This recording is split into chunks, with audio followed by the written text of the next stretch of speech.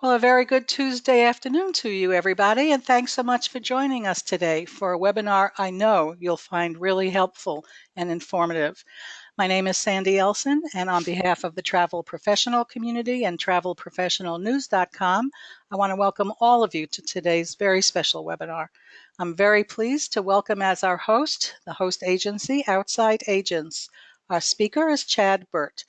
Chad is a serial entrepreneur with over 25 years of experience building businesses into huge successes.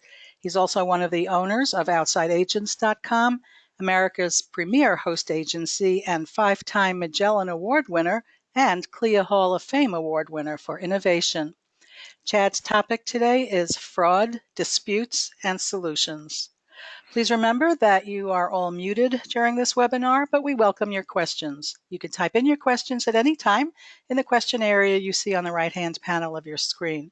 When Chad is finished with his presentation, we'll take as many questions as we can. So I'm going to turn the microphone over to Chad so he can give us this really critical information. Welcome, Chad. Well, hello. Thank you very much, Sandy, and thank you everybody for being here. Yes, this is a super important topic. It's one that many of us have been touched by over recent years. It seems like fraud is just a more and more pervasive topic. So I want to jump right into this, get into meat and potatoes, and get into some information you can use and apply today to stop some of these people from doing these bad things. So without further ado, let me jump right on in there and talk to you a little bit about the Russian hackers that we're all so afraid of. We've all heard about it, right? Elite teams of Russian hackers breaching Target and Sony and banks and all this kind of stuff. And we're all terrified of those people, right? Well, let me share this with you. I've been doing cybersecurity for well over 25 years. Fraud, consumer fraud, credit card fraud, investigation resolution, so on. And I'll tell you this, it's way easier for me to trick you than it is to hack you. It's just way easier to defraud you, to con you, than it is for me to try to get past the security that most of us have in place today. So today I'm going to focus on just a slightly different angle of the topic of fraud than some of you might have been expecting. But I just want you to kind of put in your mind for a moment those elite Russian hackers and what they're actually trying to do. Put that off to the side for a moment and focus in on what we're here to do today. Folks, you have to understand we're here to help you protect yourself. Okay? Agents with just my agency alone get hit with 6 figures worth of fraud per year. And I want you to understand that I lump fraud and disputes into the same category, and I'll explain a little bit more why later, but more and more fraud nowadays, or I'm sorry, disputes are not the type of disputes that one would consider legitimate. So if I use the word fraud and dispute interchangeably, you'll start to understand why I'm doing that as we go along today.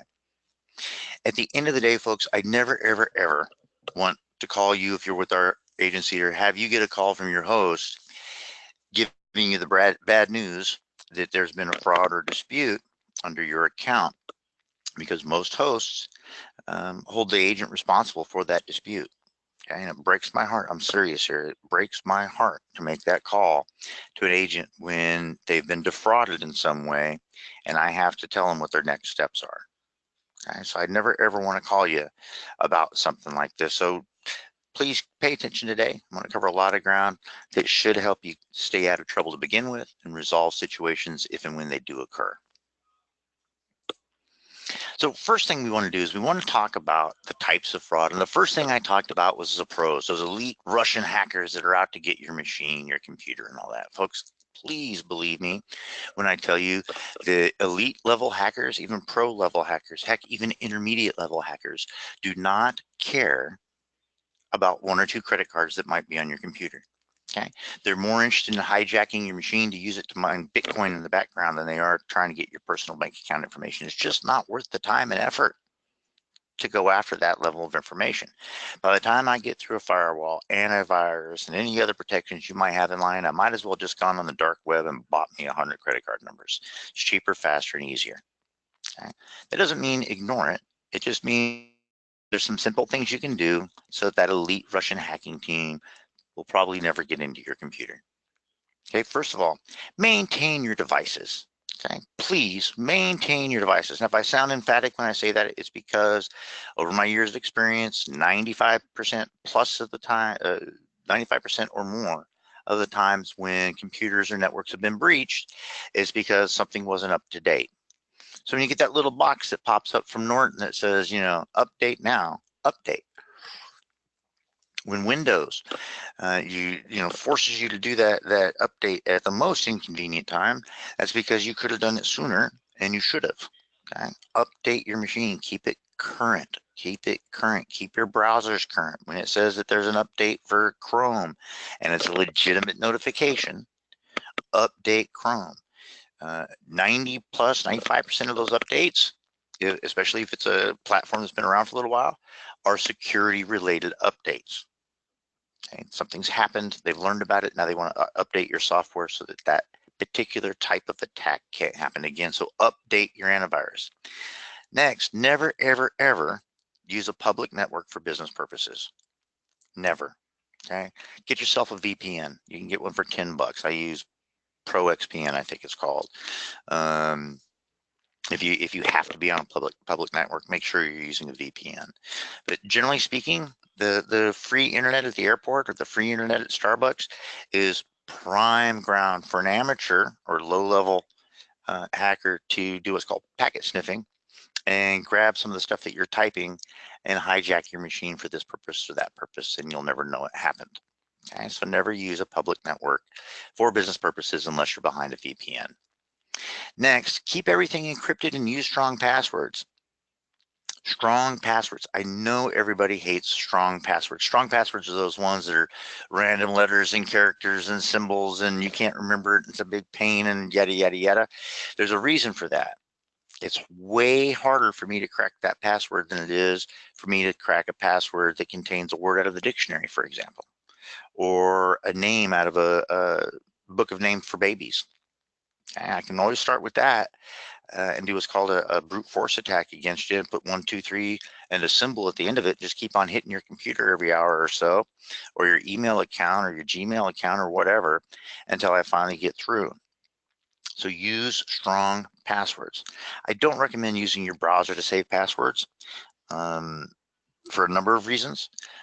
If you do, use LastPass in Chrome, but there's another application I like called Sticky Password, which is maintained outside of US control in a foreign country in a highly secure facility, and it's portable. It can go on a USB drive, or I can go any place in the world and a few keystrokes get into my account and put it on the computer I'm using, and then it will shred itself on the way out. In other words, there's no evidence left that it was ever there, so there's no chance that somebody can grab your passwords. If I'm using a public computer on a public network, I can grab those passwords pretty easy if you don't do certain steps when you shut it down. So use a third-party application to do that, and then use strong passwords. Here's a quick tip for you.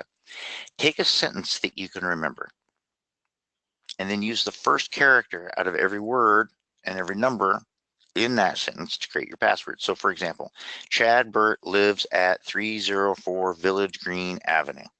That's my address, if y'all ever want to send me a letter. So that would become capital C, capital B, lowercase l, lowercase a, capital V, capital G, capital A, and then I toss a symbol at the end, exclamation point. And that's a sentence I can remember. It has letters and numbers. It has capitals and lower cases. It's going to be hard to guess, and virtually nobody is going to guess to try to use that password. Okay, so just think of a sentence that you can remember that has 8 or more words in it and a character at the end, and then that can be your default password that you can use for certain applications. You want to have a few different sentences in your head, one that you use for high-level stuff, mid-level stuff, and one you use for low-level stuff. So to log into my bank account, I'd use the high-level one. For me to log into my Audible account, I might use the mid or lower-level one. But that way you only got to remember 3 sentences, and you've got your passwords with you. But the best solution is using something like Sticky Password or LastPass. Next, never, ever, ever, please, Lord, never use your admin account for day-to-day activity, especially business activity. In Windows, you can create multiple users on a machine. Okay, you can give them different privileges. Typically, you assign them either admin or standard user. You want to create admin, keep that, that's yours. You use that to update your computer and do typically geek stuff, okay? Install programs, all that kind of stuff. Fix things, edit the registry, that kind of thing. The standard user has a lot less rights, there's fewer rights on your computer. And therefore, if that computer gets breached and you're using a standard account, it's far less likely that they're going to be able to hijack your computer or install a keystroke logger or anything like that if they've hijacked a standard account. So always use a standard account. Never use your admin account for business, banking, or anything like that. And then finally, I know this is pretty obvious in today's world, but never, ever, ever click on a link, even if it's from your best friend. Never, ever, ever click on a link without hovering over it. Just don't do it. Hover over it, it's going to show you the actual URL that it's going to go to. And look at that URL carefully. You'll see them come across. It'll be like norton.supportdesk.com or something to that effect. And you think it's Norton contacting you. No, it's somebody who has something called supportdesk123.com, and they're trying to hustle you. Okay, so hover over that, make sure that that URL is correct. And if it's not, back off. If it's a risk, don't do it. Okay, if it's legit, they'll probably send it to you again. Now, let's talk a little bit more about types of fraud. And this is where I really want to kind of get away from the technical stuff and into what's really happening today. Okay, let's talk a little bit about socially engineered fraud. This is huge. Okay, what kind of threat does it represent to you? Well, in terms of overall dollar value per instance, this is the most significant risk. Okay, these are the ones that are going to cost you big chunks of money in one fell swoop. So let's look at some examples. The emotional play. Oh, my grandma is dying and she desperately wants us to take this trip. It'll just make her entire life worthwhile. So she's going to pay for me, my brother and sister, and all 11 of my cousins to go on this cruise. Here's her credit card number. Okay. Warm and cold. This is beautiful. This is not beautiful. It's new and it's really artfully executed. I want you to be real careful about this. Hot and cold. This plays on you psychologically. So somebody calls you up. Oh, I need a quote on this trip for this date, and I need air, and I need these hotels and all that kind of stuff. I'm in a big hurry. Can you call me back? Sure. So you jump right on the computer. You start looking stuff up. And an hour later, you call back with everything they wanted, and they go, "I'm sorry. I'm so sorry. I couldn't wait for you. I told you I was in a hurry. I couldn't wait for you. Thanks, man. You wasted my time. Goodbye." Then a little while later, you get a call from back, and the client says, I am so sorry. I was so stressed out about that. I didn't mean to be that. In fact, I'm planning a family cruise this fall, and maybe you could help me with that. Okay, so now you're tripping over yourself trying to regain this client's trust. Okay, they knocked you down, now they're going to pull you back up. It's kind of like spousal abuse, right? They break you down and then they build you back up or whatever. It's they're playing on your emotions and the way we operate. We as travel agents are service-oriented people, and we get slapped like that, we typically double down to try to help that customer even more. Okay. I also see a lot of the high pressure ones, okay, getting married. They're stressed for all the planners, and I've been going to all these bridal showers, and everybody's calling me left, right, and sideways, and I just want to deal with somebody local. So I called you, I found you on the internet. Can you help me as a professional, with my honeymoon and everything, please?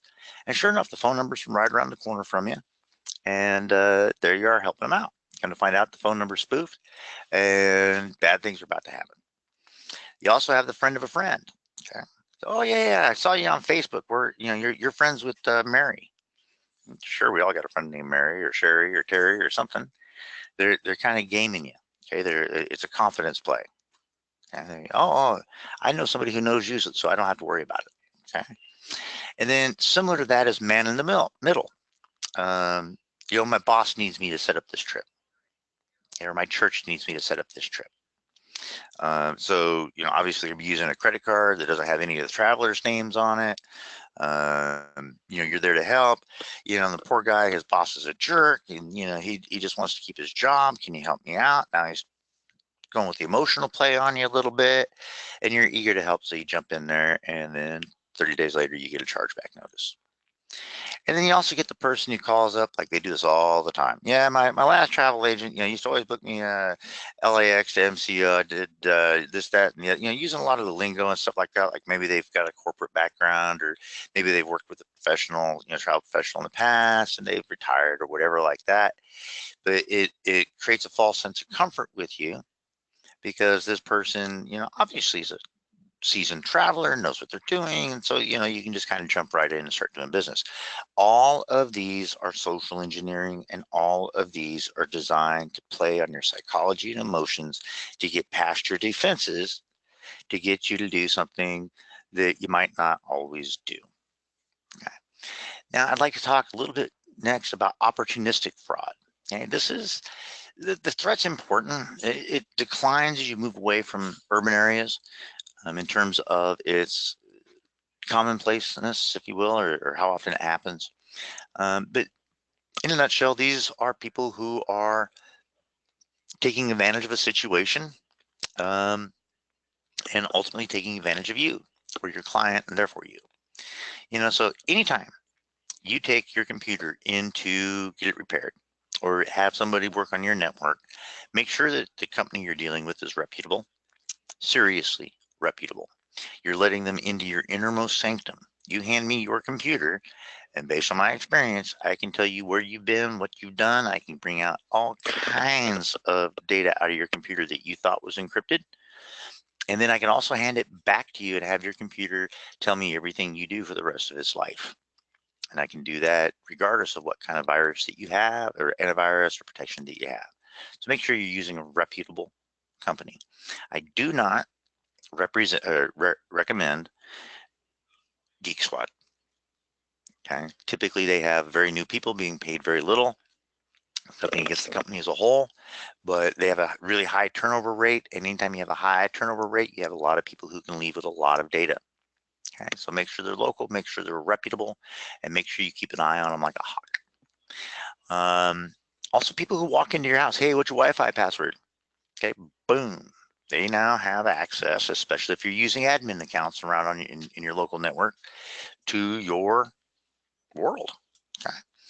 Also, get a shredder, throw things away properly, take that extra time. To be honest with you, of the two examples I just mentioned, I'm far more concerned with meth heads and junkies in your garbage, porch pirates and mailbox burglars than I am elite Russians and, teenagers working at Geek Squad getting into your computer. It's just easier. It's just easier. If somebody's high as a kite walking around the neighborhood at 3 a.m. in the morning going through trash, they're going to find some goodies and they're going to get themselves a pair of Nikes. Or they're going to sell that darn thing on the dark web for 50 cents. And somebody's going to buy it for a buck and a half, and then they're going to try to defraud you. So shred your stuff. Shred your stuff and be wary of what you're doing when it comes to disposing of clients' credit card information, your personal information. Next, let's talk about one of my biggest peeves in the industry, friendly fraud. Okay. Its threat in terms of volume of disputed transactions is the most significant risk. So not necessarily for you individually, but for us on a larger scale. The greatest volume of disputed transactions that we see is friendly fraud. Friendly fraud is when somebody makes a purchase and then intentionally disputes the charge because they didn't get what they wanted. Your friend will say, if you were a good friend, you would have gotten that refund from the airline for us. So now you're minus a friend, and they dispute the charge, and you're minus that money. Happens all the time. I wrote an essay called "Click Here to Lie." It's so easy to go in and dispute things nowadays. You don't have to talk to anybody. You don't have to file an affidavit. You don't have to do anything but click a button. There's no face. There's nothing. It's easy, and then it's up to you to prove. I'm going to talk about this more in a minute. It's up to you to prove that that transaction actually happened. So people don't understand. They think when they click here to dispute that they're getting over on American Airlines or they're getting over on Sandals or something. Like, no, it's coming out of your pocket 9 times out of 10. They're hurting you personally. They don't think that all the way through. Okay, so it's just so easy nowadays to decide that that non-refundable deposit was actually refundable. See, I just clicked dispute and poof, I got a refund. See, that wasn't non-refundable. Okay, they don't realize that's coming back to hurt you personally. Okay, some of them realize that. And that brings me to my next topic. That's angry fraud. This makes me even more peeved than friendly fraud. That's when somebody decides to go, they know the game, they know how it works. They know they got an American Express Platinum in their pocket, and American Express will side with them on every dispute in the world. So the client's upset at you, the vendor, or whatever, and gets even by disputing the charge.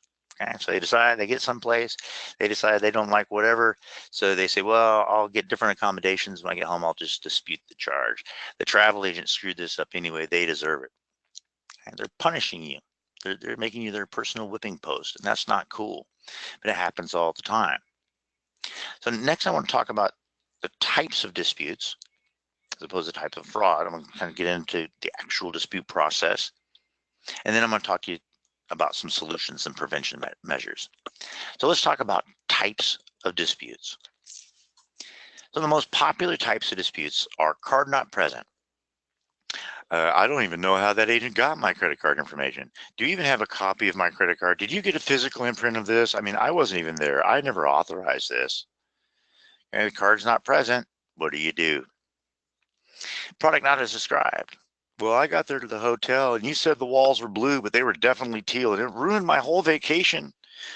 My husband cried the entire week and now we're destroyed. Oh my goodness, we're not paying for that. Click dispute. Or, yeah, I went on the trip. Sure, I went on the trip. I had a good time on the trip. I never authorized you to charge it. I thought you were just doing this as a courtesy. I had no idea you were going to charge me this. I thought you were going to charge me $100 for this $5,000 trip. Now, do you have any proof that I authorized this amount? And then you have legitimate loss for stolen card. Look, people lose their cards all the time. They get used nefariously. That's almost impossible to beat. Okay. All four of these examples I just gave you are not made up. These actually happened, literally happened, and have happened more than once, except for the teal and blue, but similar ones have occurred. But literally, I've had clients say, I don't even know how the client got my credit card information. They must have stole it off a website. I had a client that the agent sent them a picture from the brochure of their accommodation in a resort, and the walls were blue. They get there, the walls were teal. Product not as described. It went through. No proof of authorization. Yeah, I went on the trip and I had a great time, but you can't prove I authorized you to charge me for it. All of those have actually happened. So now I've got your attention and hopefully I haven't scared you too much. Let's talk a little bit about solutions. Okay. The best solution here, right out of the gate, is prevention.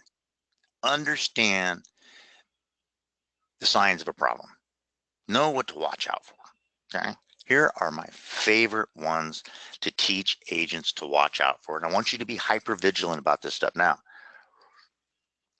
just because a client fails one of these doesn't mean you need to get rid of them, but I use it more like a scale. The more of these caveats that are breached or standards that aren't met by a client, the less likely I am to do business with them.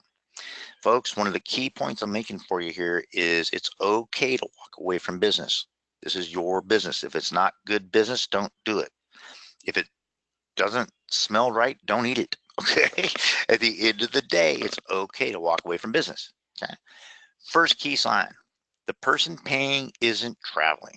Now, experienced agents know that oftentimes a boss or a wealthy family member will pay for a group to travel. But that's the exception, not the rule. That happens very seldom relative to the vast majority of bookings that you're going to be doing. Okay. How many people have paid $10,000 for their friends to go on a cruise? Okay, so that's one of your first signs. The person's traveling, the person who's paying is not traveling. Person has to use multiple credit cards. They try one card, it doesn't go through. That's cool. I understand that. I've tried to make a large purchase before and not quite had enough on a card, so I give you a different one and that one goes through, right? But if that first card doesn't go through, now they give you a second card, that one doesn't go through, now a third one. And now I come to find out the names on the cards are different and things are kind of looking, and one of the credit cards zip code is in New Jersey and the other credit card zip code is in California. Now my alarms are going off so loud I can hardly hear the person speaking on the phone. Okay, so think about that, because remember, I can go online, I can buy all the credit cards I want, buck and a half a piece. I just keep on going through until one of them works. And travel agents are a favorite place to try those lists at. I won't book something next. I won't book something for somebody I don't know if it travels within 7 days. Heck, depending on the price of it and the type of travel it is, I might not book them within 30 days. Okay, but certainly within 7 days. How many of us book a $10,000 cruise departing tomorrow? Yeah, we have those last minute cruisers and whatnot. I get that. But generally speaking, that's the exception, not the rule. But somebody who wants to travel within 7 days, that is a red flag for me. Now, somebody who wants to travel within 7 days and has a disregard for the price, that's a major red flag for me. Okay, but let's talk about disregard for price. Most of us, I don't care how wealthy you are. I mean, sure, Bill Gates, it's not worth his time literally to bend over and pick up a $100 bill he drops, but he's probably not calling you. Okay. How many of us really don't care about the price? I want to go first class. I want the best accommodations, and I want to leave day after tomorrow. What do you have? And you start going over it, and they're just not twitching at the price at all. That's a sign. It's a low-key sign, but when I start combining it with some other ones, then it becomes more important to me. Okay, especially like I said, disregard for price that wants to travel within 7 days. I got to know that person. I have to know that person. I have to have done business with them before. Okay. Then other times a good sign is, oh, I found you online. Oh, that's interesting. How'd you find me? What were you searching for? I ask them all the time. Oh, just travel agent. Look, I'm telling you right now, there's 1 in 10,000 of you that if you type in travel agent into Google, you're going to come up on the first or second page. I guarantee it. Okay. Ask how they found you. What kind of search were they doing? Okay. If it just sounds real generic, okay, now my eyebrows start going up a little bit. Okay. Now, if I combine this with some of these other factors, I'm probably not going to take their business. Okay. Another key one, and we've all gotten these emails. For me, can you to price first class to Laos type of emails? We just know that as native English speakers that that's not quite right. Now, I'm not trying to bias you against non-native English speakers, but I'm just saying that if there's an inconsistency in their use of language, in their availability, okay, they're never available at the same time twice, okay, or their behavior. They're hot to trot 1 minute, then they're cold as ice, and then they're all over you again. They're erratic. They're anything like that. I just start looking for inconsistencies. Okay, now that's a real low level flag for me, but I will add it very quickly to these other considerations and come up with a really high score in my mind. And then finally, overly urgent. Okay, overly urgent. Let's say they're traveling in 60 days, but they got to get a quote right now, and I've got to get it for this, and I got to get it for that. I can't pay today. I'm gonna have to pay. When's the latest I can make my deposit? How fast can we do this? I need to get this done. Well, they're nervous. They're probably this is probably one of the first time they've done a scam over the phone, and they just want to get you corralled. They want to get that quote, and then they want to give you the credit card at the latest time possible so that the dispute doesn't come through before they travel or resell what they bought from you.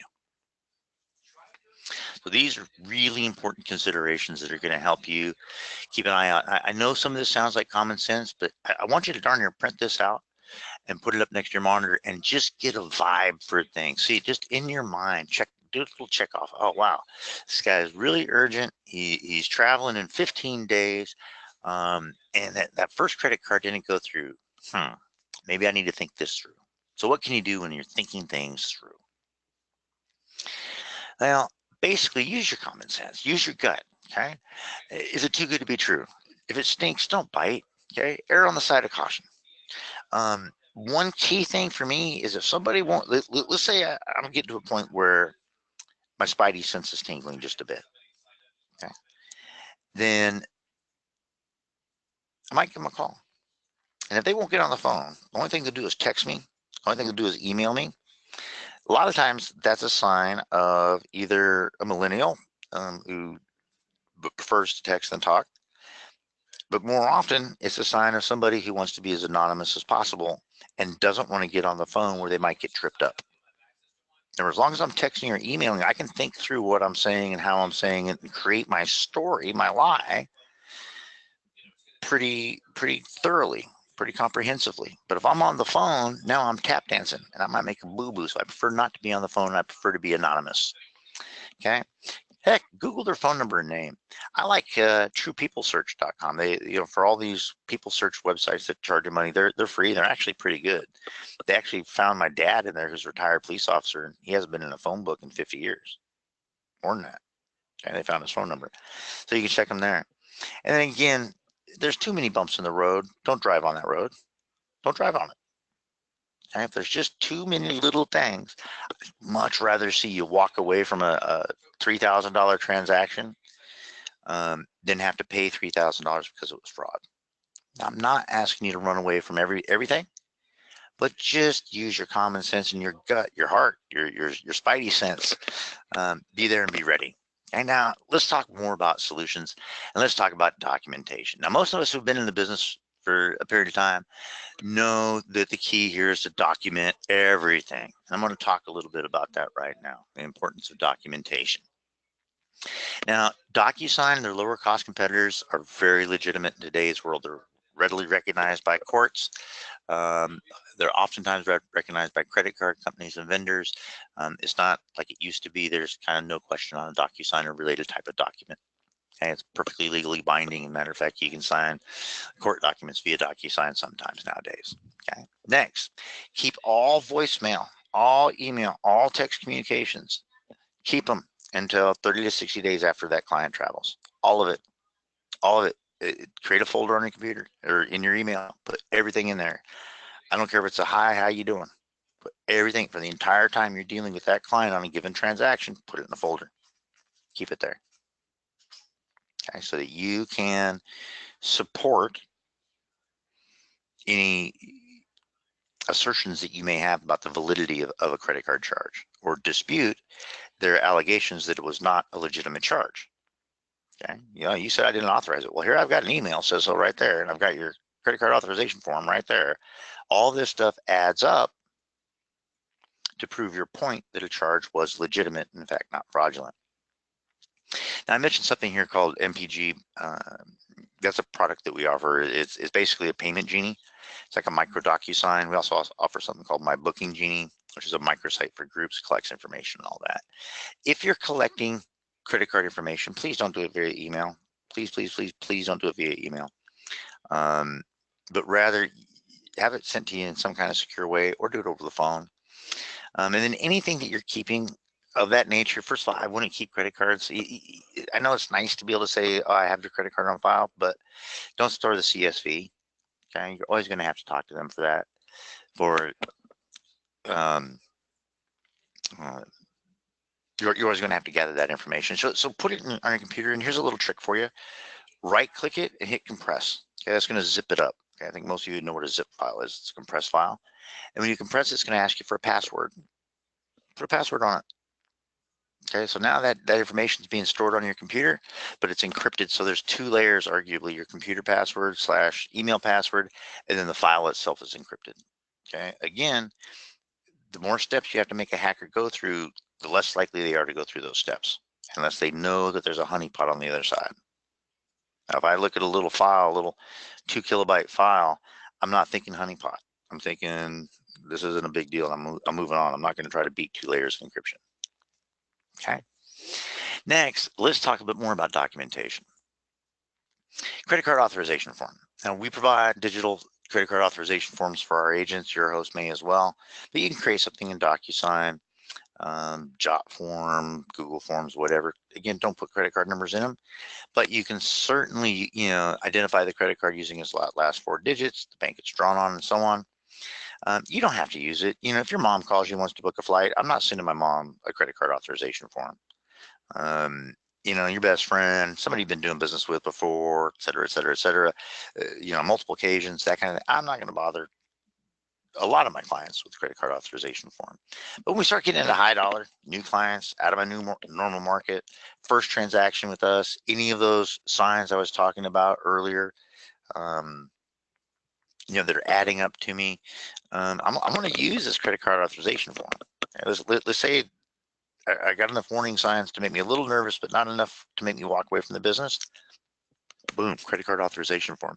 Will they help you beat a dispute every time? No, but it is adding to the aggregate support that you have that the charge was legitimate. Now, I'm just going to kind of hang a little bit of a left here and talk to you just for a second about how to look at a transaction. I want you to look at each transaction like it's a contract, because that's exactly what it is. It's a contract. It is a contract because you are making an offer, they're accepting it, and they are paying for it. They're giving you consideration for it. Okay. Every contract requires an offer, acceptance, and consideration. So I would always email them the detailed offer, specific, with all the specifics in it, including their cancellations and all that kind of refund policies, the whole 9 yards. Make sure that they accept that offer in writing. And then when they pay for it, that contract is now sealed. Problem is, you're responsible for their performance of that contract, the consideration part of it. Okay, but at least we have been clear as far as what's been offered, and they have accepted it. It's going to help you with the credit card company. So be 100% clear on who, what, when, where, how much, from whom, and by what means, and every other detail you can. Send them the client version of the vendor proposal as well as your own proposal. Okay, so that all that legalese is there and all that stuff is right where you need it. And like I say, ultimately use authorizations and disclaimers where appropriate. I like it. There's a guy, an attorney, Mark Pistronk. You see him in Travel Weekly all the time. He's got some great resources online. His website's right there for you, pistronk.com/free.html. Now, real briefly, I'm going to talk to you about another real world example. And this is not an isolated case. I just want to show you this ID real quick. And I'm happy to show this ID to you. I know most people wouldn't show people's, other people's ID online where it's being recorded in front of hundreds of people, but I will, because this guy is a thief, a liar, a con, and that's not a real identification. So I have no problem if somebody recognizes this person. You can have him give me a call at my office. He owes me several $1,000s because he defrauded several agents of ours. Now let's take a look at this driver's license. I'm going to be real quick about this. First thing I want you to look at this signature here at the bottom. Come on. Who carries a fountain pen down to the DMV? That's a font. I guarantee it. Okay, that is not anybody's signature. Okay, who carries a fountain pen around again? And if you go search for an image of that signature, you'll find it online all over the place. There's no true ID symbol, which would be a circle with a star in it, or in the state of California, a bear with a star on the side. It's not there. So while real IDs, meaning the new standards nowadays, not every person has them. About 98% of them do. So I don't see that up there, especially from California. But if I don't see that up there, automatically my eyebrows go up. Now, I'm not trying to teach you to be a forensic investigator here, but I'm just showing you some quick details. Look at the birth date here real quick. Date of birth, October 2nd, 1989. Over here, that is in European format. There's a sign. How about the hologram that should go over his picture? Not there. See how nice and clear that is? Do yourself a favor, take your ID out, pop it in your scanner at the house and scan it, and you're going to see all kinds of wavy lines all over that thing. They're there on purpose. Okay. This was photoshopped. I guarantee it. This person went online, found somebody's college photo ID, and pasted it onto his own ID and started making his own from here. Look at this. It says here, eyes brown. I'm not going to do it here because I don't want to mess up the webinar, but if you look real close, if you zoom in, his eyes are blue all day long. When I do a reverse address lookup on True People Search, no reference to this guy whatsoever, ever. Look at the photo. When you go in there and they make you stand on a little line there at the local pharmacy to take your passport ID, they're having you stand in that little line so that you line up in certain ratio and proportions on the picture. This is wrong. His head's too low. Okay. Look at it compared to even the little shadow photo over here. You see the ratio height here is different than here. Now, guys, I'm not trying to bore you to death. I'm just saying this ID was perfect because it looked good enough to get past a nervous agent. And he sent in a copy of the credit card. He sent in a copy of his ID, credit card authorization form. Real nice guy on the phone. Sound a little older than this guy did, but you know, who's to judge how old somebody is by their voice? And they took the transaction and they were out nearly 10K by the time he got done with them. Okay, so if you get to the point where you want an ID and a copy of the credit card, which is recommended best practice for on certain transactions, don't just get the ID and go, cool. Take a look at it real quick.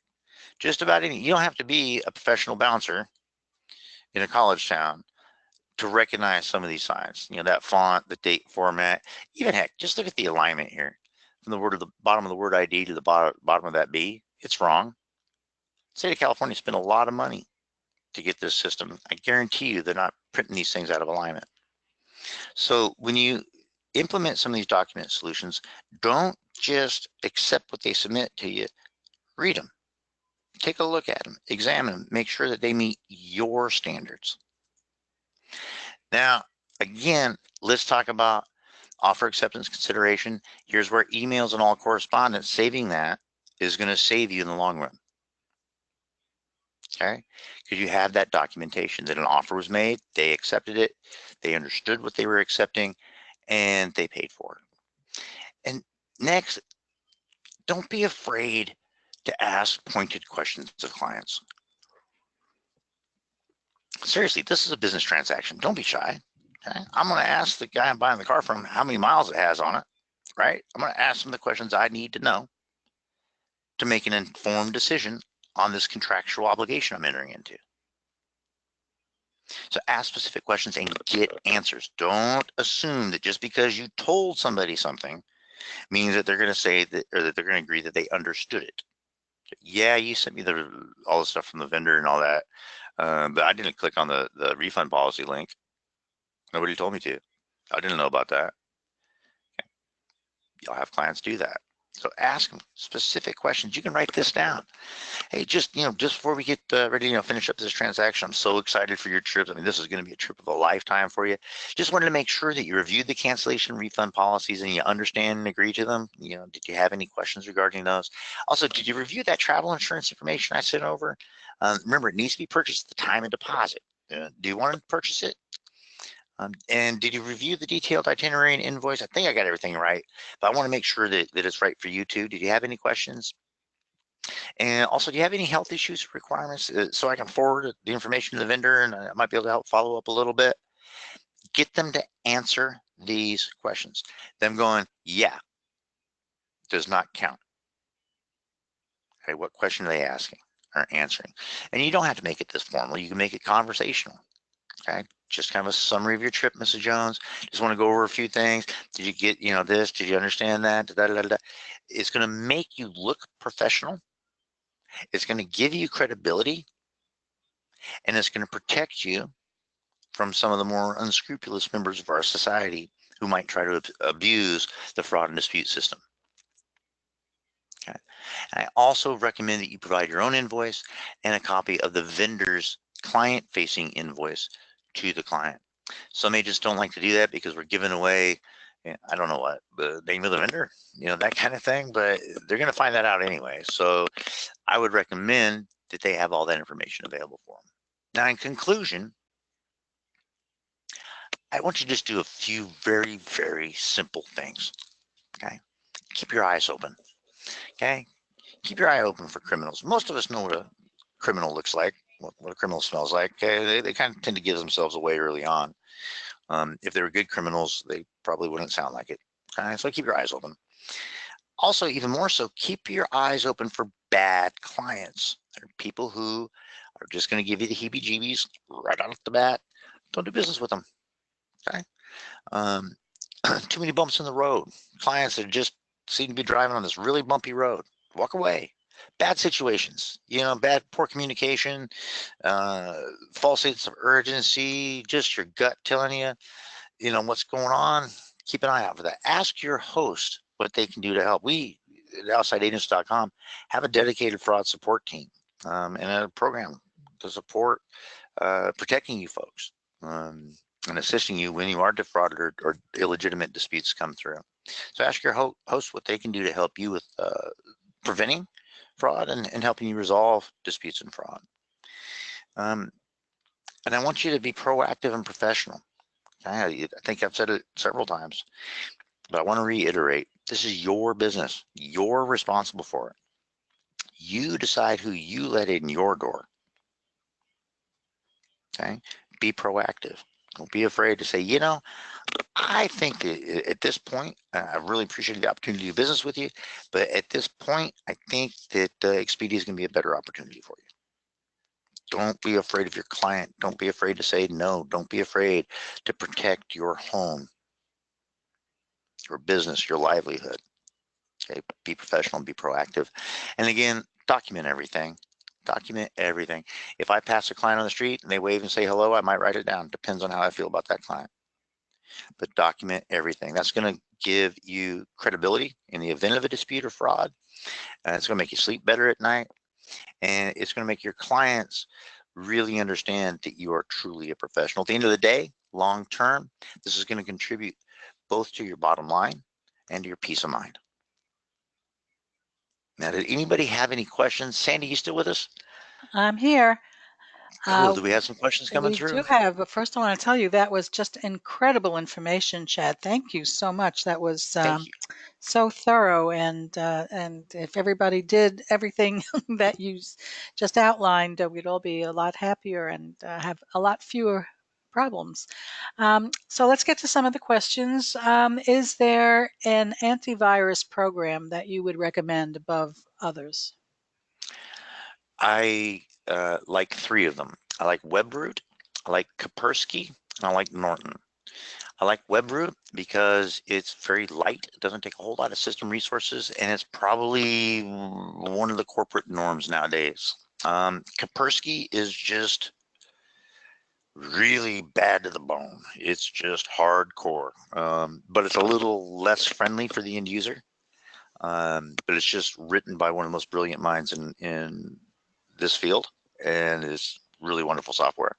And then Norton I use because, well, it's Norton. It's been around forever, and it works really well. It's kind of heavy if your computer's a little old or a little underpowered. It may give you some headaches, but Norton is the kind of standard for antivirus as it has been for a couple decades. How do you spell Kaspersky? Kapersky. Okay, great. Thank you. Thank you. Give that man a prize. Okay. One of our agents was reacting to the information you were giving out about if somebody is in too much of a hurry, that's a red flag for somebody that you don't know. And he's asking, what about a new client booking, say, 60 days in advance? Is that, do you think, enough time to establish that he's legitimate? I like 60 days because typically most people are going to notice a problem on their credit card within me. I get alerts on my phone, so I'm going to notice in a minute or two. But most people notice, let's say, by their next statement. So, in terms of an overall booking cycle, 60 days should give you ample time to vet that. The problem is this: let's say it's a non-refundable fare, and you find out that it's been disputed 30 days from now. Well, you might be on the hook for the non-refundable part. But to answer your question, anything between 30 and 60 days makes me a lot more comfortable with a new client. Okay, great. Is it safe to store credit card information on your iPhone or smartphone under their contact information? Okay, so let me answer that in 2 ways. One, your phone, I know we always have it on us and stuff, but we lose them. Okay, we lose them, and I know you can remote wipe them and all that kind of stuff, but it's still your phone, and it's just, you want to be careful with that. I wouldn't store credit cards on anything that's not actually secured, and phones are a lot less secure than you think they are. Okay, so number one. Number two, contrary to popular belief, phones get hacked all the time. Okay, malicious apps get installed and they start running through stuff, and one of the favorite things they want to do is grab onto your contacts. And we all look at that thing, says, do you want this application to access your contacts? Yeah, because we want to play Candy Crush, right? And we don't know what the app's going to do. So I wouldn't store it there permanently. I might jot it down there if I needed to, but I'd get it off there pretty quick. And can I throw out just real quick another little tip for you? Okay, never store a CVS, CVV anywhere. Okay, that's the little 3 or 4 digit magic code, right? Right. And another thing you can do is when you're writing down a credit card number, pick a pattern that you can remember and do it to every single credit card. For example, swap the last 2 digits of the credit card. So if it ends in 1-2, write down 2-1. But just remember, every credit card that you've written down, you got those last 2 digits swapped. That way, if there is a breach, that credit card number is going to be pretty much useless. Fantastic. Thank you. Mm-hmm. One of our agents says that they are a Florida S Corp and operate under a DBA. How often does their full name of their travel agency, DBA, the other name, need to be on the documents?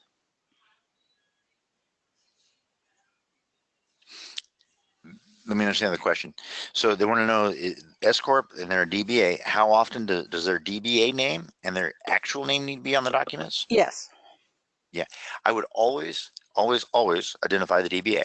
I would always, always, always reference the seller travel numbers that you have, and I'd reference them for all states that you have them in. And then I would use my personal name on the document unless there's a really, really, really, really good reason why you wouldn't want to. This is for 2 reasons. The contract can be interpreted to be between the corporation and the client or between you and the client, depending on the methods of communication you've used. Okay, so if I'm using my personal email address back and forth, they might not be aware of the corporation. Therefore, a court might interpret it that the transaction was actually between the individual and the client and not the corporation, the client. So I would use both unless there's a really good reason to not use my own name. Plus, what I find is this, more often than not, your DBA is not as well remembered by clients as your name is because they've been dealing with you. So unless you have some brand recognition, I would use both everywhere I can, and I'd be sure to include my seller travel numbers everywhere. Okay, great. While I ask this next question, we have a request for you to go back to the last slide before this one.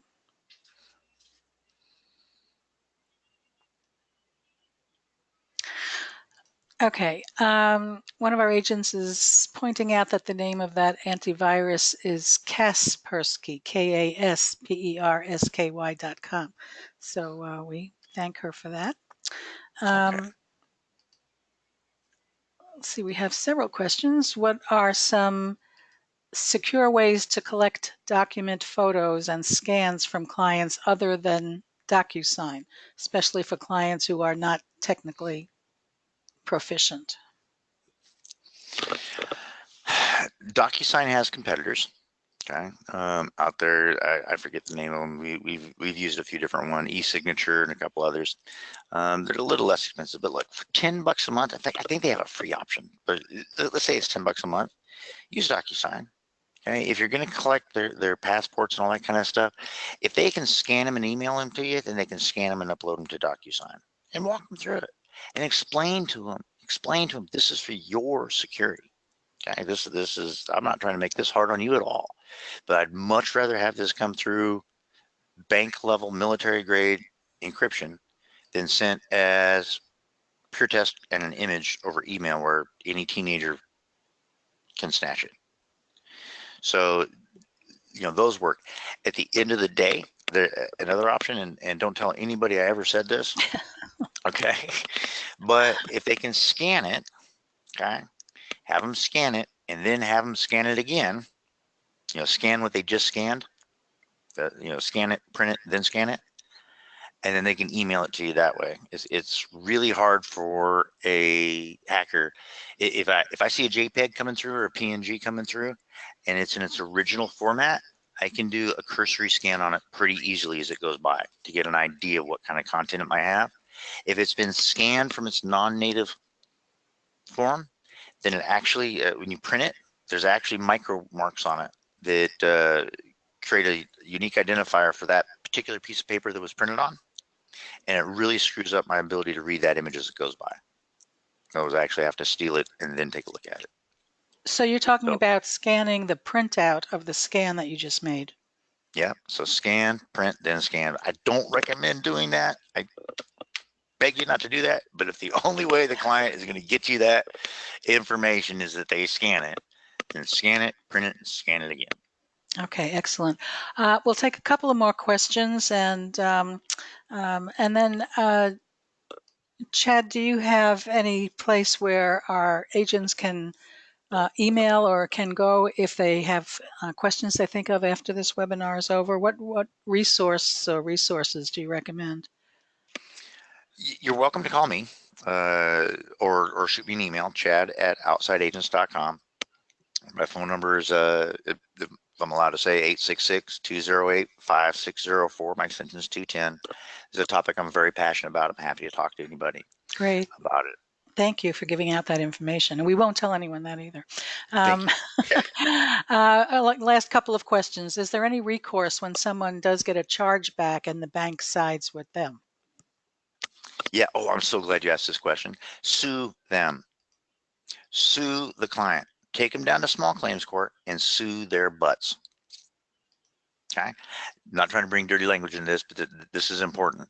If somebody defrauds you and then wins with the bank, they have stolen from you. And the police aren't going to help you unless it's a really high dollar. I'm talking high 5 and 6 figures. Okay. They have stolen from you. They've broken into your house and they've stolen your children's lunch money.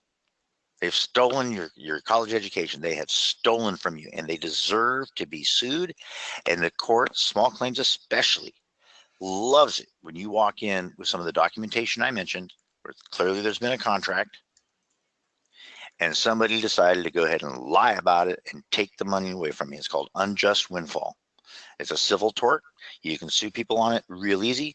Most small claims you can do online nowadays. It only takes a minute to show up, and 95% of the time, the person who stole from you, the person who defrauded you, is not going to show up in court because they know that they're lowlifes and that they're going to lose. So they're not. Remember, I pointed out earlier that this click to dispute thing is so easy to do. You don't have to talk to anybody. There's no FaceTime or anything. If I have to go stand in front of a judge and lie, then all of a sudden I start remembering that I have a little bit of integrity left and I don't show. I'm Fabulous. saying something like that. But please, it costs a few dollars. It might take an hour or two of your time, but it's imperative. It's absolutely imperative that we educate the consumer. They just can't go around stealing from people by lying. If you get the impression I'm a little hot about that topic, I am. I want you to go down there and take them to small claims because it's kind of like getting a speeding ticket. That cop writes one ticket and that person tells 10 other people. Hopefully that client will go get a judgment against them and now they're going to be mad at you and they're going to tell all 10 of their friends how they stole from me. Oh, no, they're not. They're just going to tell them about how they have to pay this money back. Great advice. Great advice. Again, Chad's email address is chad@outsideagents.com. And can you run the phone number by us one more time? We've had several people ask. Sure. It's 866-208-5604. And my direct extension is 210. Fabulous. Thank you. This has been just an incredible webinar with such great information.